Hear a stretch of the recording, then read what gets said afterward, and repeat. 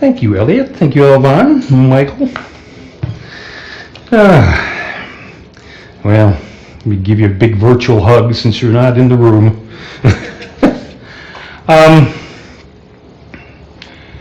Back 19 years ago, Carla and I were in Unity Seminary at Unity Village outside of Kansas City. And we were just kind of starting off the second year. And on Tuesday mornings, our first class at 8 a.m. was prayer. It was a 2-hour class every week, and of course, when you have a prayer class, you want to practice prayer. And so this particular morning, our teacher said to us, okay, I want you to break up into your small prayer groups, and we had groups of about 5 who would pray together regularly. And go find a secluded spot in the building and just pray about gratitude and see what kind of insights you get. So I know my prayer group was off. We had actually snuck into the to the executive boardroom there at Unity Village, and we were praying in there, and all of a sudden our teacher, stuck her head in after about an hour and said, we need everybody to come back to the classroom. And so we came back to the classroom, and they told us what was going on that morning. It was September 11th, 2001.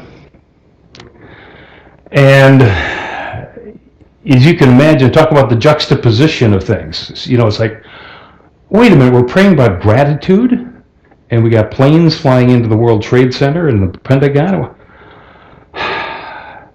And I know that day, a number of the students, we went and volunteered over at Silent Unity, 1-800-NOW-PRAY, where you can call, at any time and have somebody pray with you, because we knew that there were probably going to be a lot more people calling that day.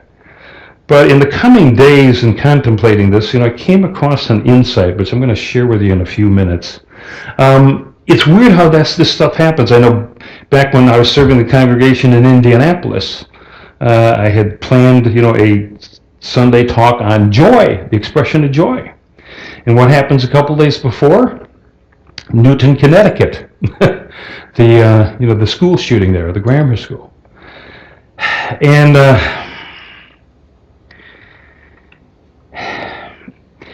it really takes a special kind of faith to be able to see joy and to see gratitude in those kinds of situations. As a lot of you know, we've been going through the Keys to the Kingdom class. It's a prosperity class that we have available here at Unity of Tampa about once a year. This is the 6th week of 7 weeks that we're doing on these prosperity principles. And by prosperity principles, I mean, having, good health, having an occupation you enjoy, having the financial prosperity that you need, having relationships that are healthy and enriching to you, and then, of course, having the spiritual growth that comes to us each day if we're open and receptive to it. I realize that many of you were having a challenging time before COVID-19 suddenly surfaced here in our physical world. I was listening to a scientist talk about how actually COVID-19 has been around for some time in bats and some of these mammals that kind of look like anteaters over there in China. But just suddenly it's been, unleashed, and we've got to kind of find our way through it. Now, just to get back to the Keys to the Kingdom, David Owen Ritz, who's a minister, actually wrote this course, and you can actually get your own materials now that some of you are spending a lot more time at home. Just go to davidowenritz.com, and you can purchase his book and his CDs. But if you missed any of the lessons, we've got them posted right there on the Facebook page that you're watching right now. Just take a look at some of the old videos, like so will be 5 of them that we've done. And the keys to the kingdom, well, what kingdom are we talking about? In Unity we notice that in the Bible, especially in the Gospels, they refer to the kingdom of God and the kingdom of heaven. The kingdom of God is that absolute realm in which God is. And of course, that's everything. It never changes, it's absolute. The kingdom of heaven, though, you'll see in the various parables that Jesus talks about, the kingdom of heaven talks about growth. And what that means is our spiritual awareness, that we're spiritual beings having a human experience. And that as that we have that ever-growing awareness in our life, life becomes more rich, more full. So let me recap real quickly what we've covered in the previous 5 weeks. The first week was just commit yourself to the program. Commit to prospering. And there's the 4T concept that, Unity teaches, which of course is, the tithe of your time, your talent, and your treasure. Be willing to volunteer, be willing to devote some time each day to contemplating God or reading a spiritual book or listening to a spiritual recording. And then treasure is being willing to give 10% of your gross to wherever you're getting your spiritual food. It's a completely illogical concept. You think if you're giving stuff away, you'll have less, but actually you get a multiplied return of whatever you give away. The second week we talked about a broader vision for our lives. What is it that we're put here on earth to do? Each of us has been given special gifts, passions, and talents that we can contribute to making this world a better place by expressing those gifts, passions, and talents. The third week we talked about building a new awareness, examining our general assumptions about life. What is it that we assume that's going to be happening to us in the coming days or weeks or months? What assumptions do we have about the way the world is on a daily basis? And I gave you several different spiritual truths to see if you believe that truth or if you believe otherwise, because you might want to recalibrate your thinking and your feeling.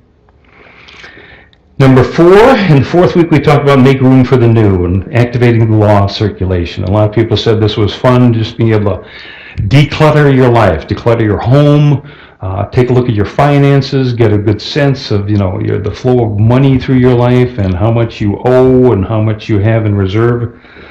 So that was week number 4. And the week number 5 was letting go of the past. And that's, of course, forgiveness. Being willing to look at the things in our life that we need to let go of. People, circumstances, whatever that has happened to us that we're still holding a grudge about or resentment about. That grudge or resentment is going to block whatever good is right there at our fingertips. But if we're holding that resentment, we just block it from ourselves. We don't even see it. So this is the 6th week. So in this week, we're going to activate the law of attraction.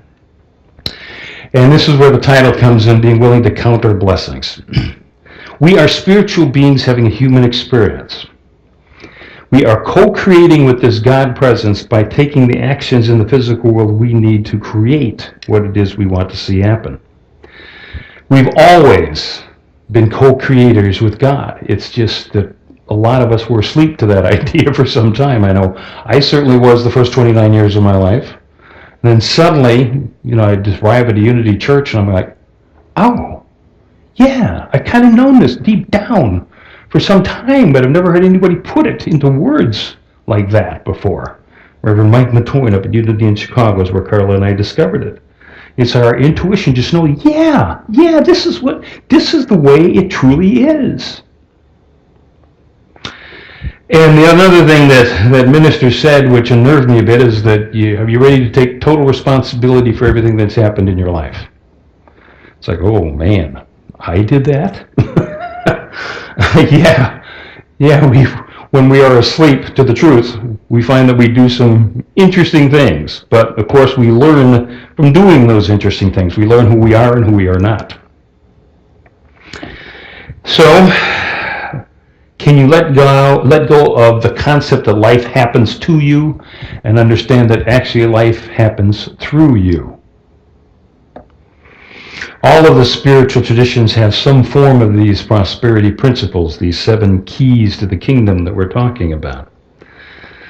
The key is for us to be willing to step into our power, being willing to move from being an observer to being a player in the game.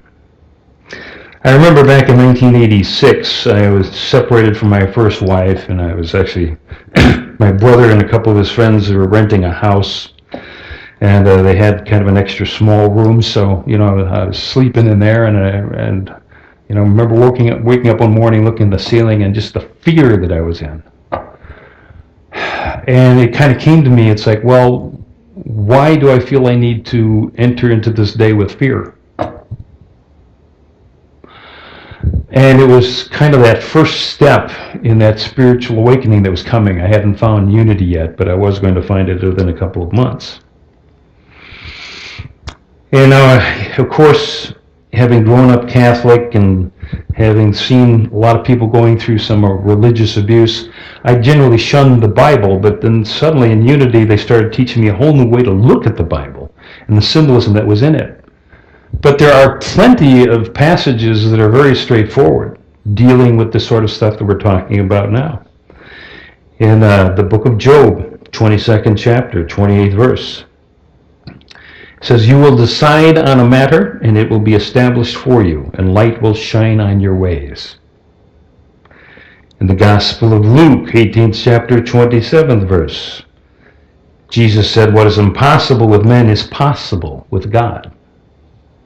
In the Gospel of Mark, 9th chapter, 23rd verse, Jesus said to the man, "All things are possible to him who believes." And immediately the man cried out, "I believe, but help my unbelief."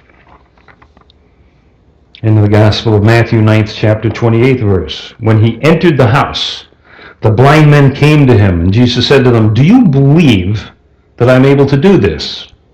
And they said to him, "Yes, Lord." And then he touched their eyes, saying, "According to your faith be it done to you," and their eyes were opened. There is a power in faith, a power in gratitude that we're going to be talking about here today, that a lot of people have been taught out of or been convinced that this stuff doesn't work. There's a sentence that's known by many Unity students. It was coined by Reverend Martha Judas, who's passed away, but she and her husband actually served at the Unity, at the congregation that's actually at Unity Village. And she came up with this sentence: "Thoughts held in mind create after their kind." Thoughts held in mind create after their kind. And I know I was mentioning the seminary before, we were talking about how it's become a sentence a lot of people know, but it's more than just thoughts, it's beliefs. It's when our thoughts congeal into a belief system about the world. Most of us have heard the word "made in the image of God." You know, it's in Genesis 1st chapter, 26th verse. I remember hearing one person said, "Why would God want to look like me?" It's like, no. It's not that God physically looks like you. It's that you are a creative being. You know, you have a creative energy that you do something out into the world using your gifts, passions, and talents. And that is the image of God. And if we're all expressions of that God presence, we start to realize that this creative energy flows through each individual, and we make each other better people and this world a better place. So, the power of gratitude, as I said, you know, this sixth key of the seven, the law of attraction, counting our blessings. In the previous weeks I spoke of visions and goals and recognizing how when we add our feelings, our emotions, our passions to it, things begin to happen. So with gratitude, there is an energy that starts to draw to us the things that we want to see happen in our life. In a way, it's an expression of love. But it's, of course, the attitude of gratitude, is a phrase a lot of people use, but we're going to go deeper than that. I know, of course, Oprah Winfrey for decades has touted doing a gratitude journal at the end of the day, just sitting down and writing down all the things that she was grateful for. And how many people say, yeah, that's really worked for them. Remember, if we're spiritual beings having a human experience, whatever we focus on is going to expand. Well, that which we focus on with love and gratitude actually accelerates into our life. So what are we focusing on? And if we're focusing on gratitude and focusing on the things that we see as good in our lives, that's what we're going to see more happening in our lives. We have always been creative beings. I mentioned I kind of had my spiritual awakening there literally at age 30. And I recognized looking back how coming out of that sense of fear that I was creating a lot of unpleasant experiences in my life. Worry is one of those things that people focus on. And when we focus on worry, we start to create the things that we're worrying about. We delay our good because we're focusing on the wrong thing. I mentioned the attitude of gratitude. Like I said, that's kind of an oversimplification. There's a difference between having gratitude before something happens and after something happens. If if you get gratitude after something happens, that's called politeness. If you have gratitude before something happens, that's prayer.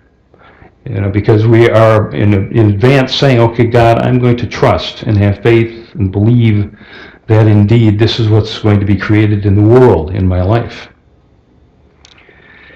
Jesus taught 3 forms of prayer. When you look at the 4 Gospels, there are 3 various categories. The first one is asking, just asking for what you want.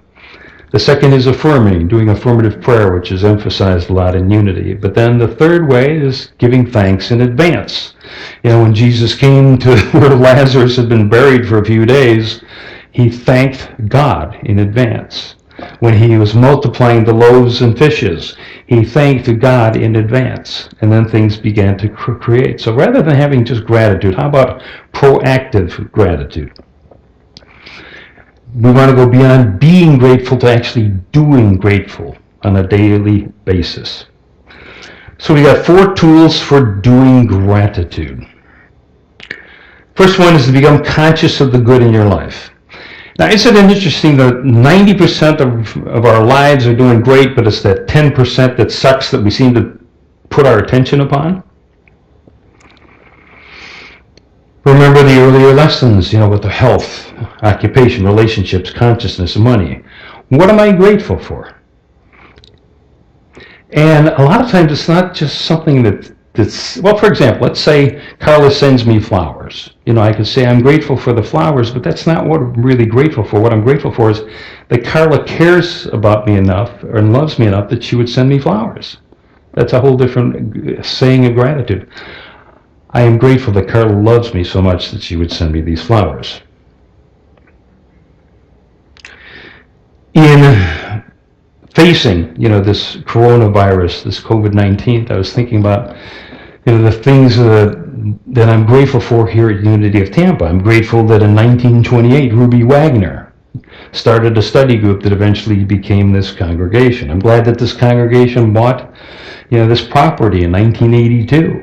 I'm glad that we now have a buyer, for this property. And I'm grateful for the line of credit that we were able to secure last year, which, is going to help carry us through these uncertain months here in the future.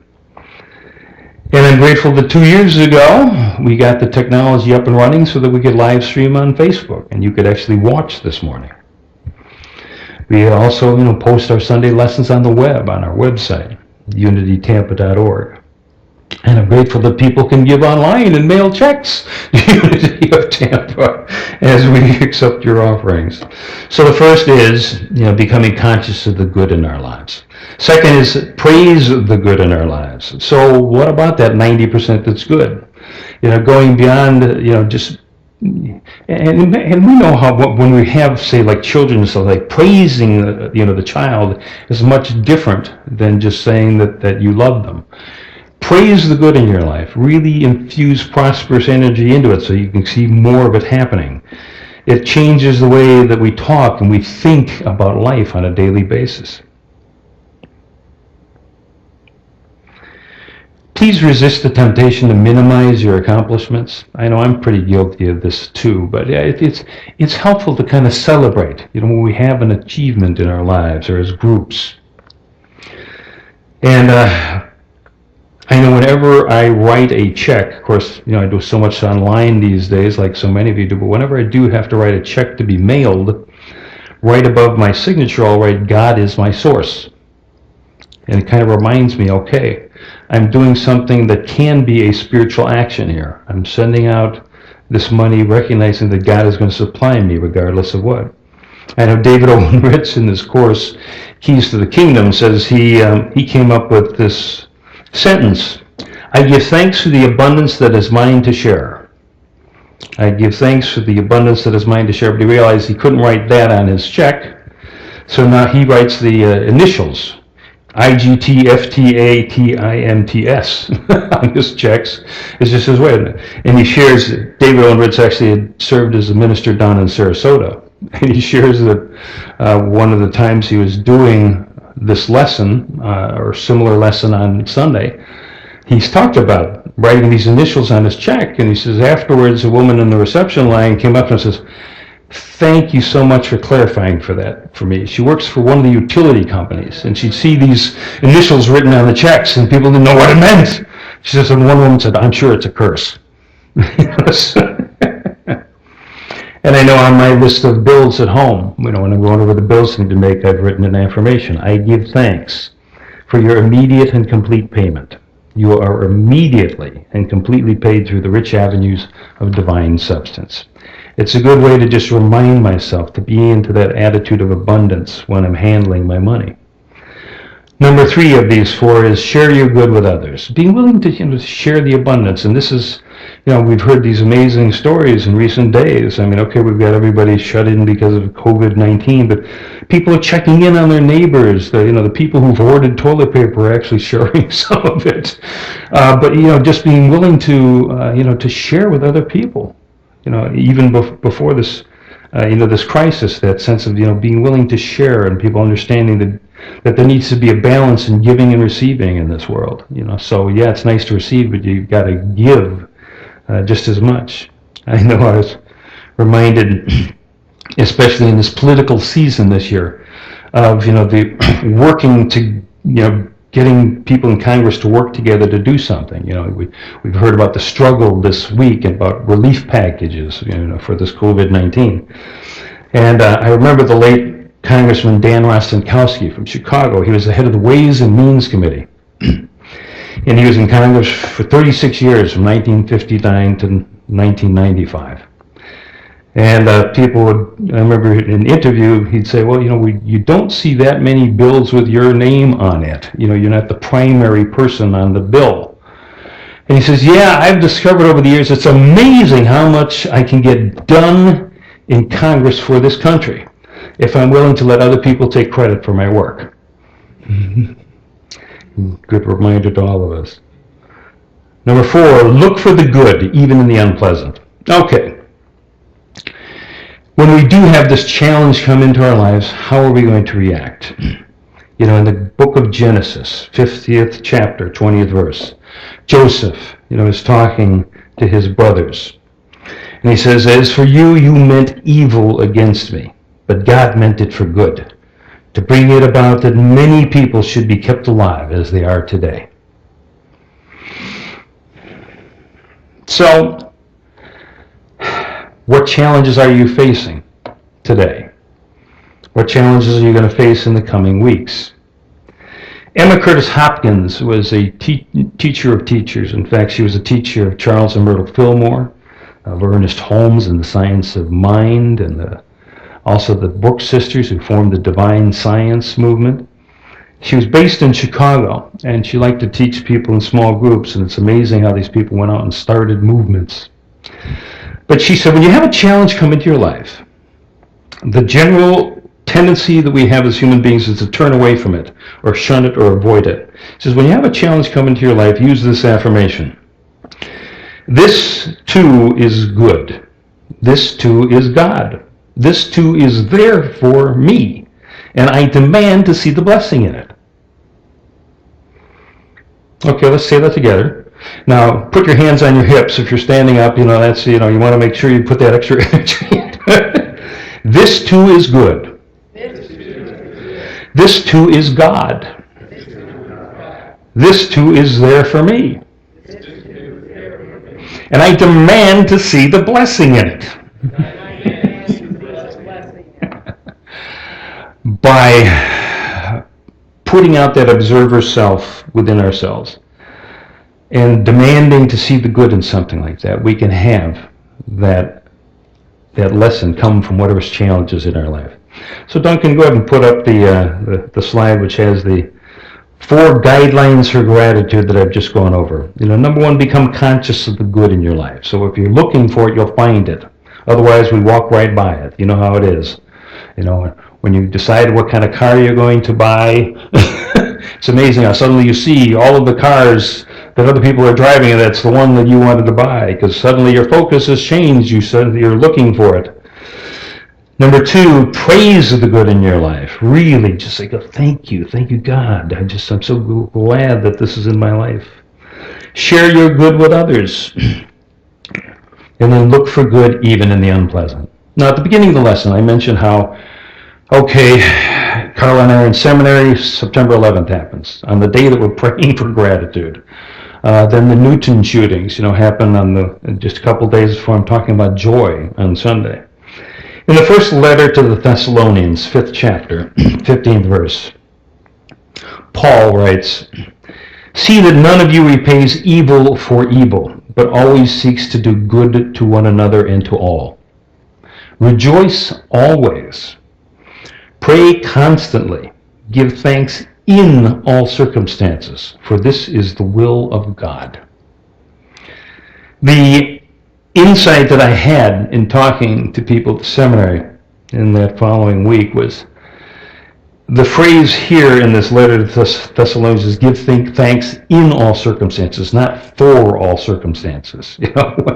When the brown organic material hits the rotary oscillator, it's hard to say, gee, thanks for this brown organic material. But what we're saying is we're giving thanks in all circumstances. So we're expressing gratitude in all circumstances. When we're looking at what's happening and feeling the fear that comes up over this COVID-19, it's like, can we shift to an attitude of gratitude, a feeling of gratitude, doing gratitude, so we can say, okay, we got this. I know that I'm going to be divinely guided as to what is mine to do. And I know and see that the rest of the world is feeling this too. Yeah, this world has been through worse. And we know that everything's going to be okay. And as, what was the name of that movie? The Last Marigold Hotel, the guy says, everything will be all right in the end. And if it isn't all right, you're not at the end. I'm going to close with this quote from Albert Schweitzer. At times, our own light goes out and is rekindled by a spark from another person. Each of us has cause to think with deep gratitude of another who rekindled our flame. May you always be open to God's guidance and grace. Let's prepare for meditation.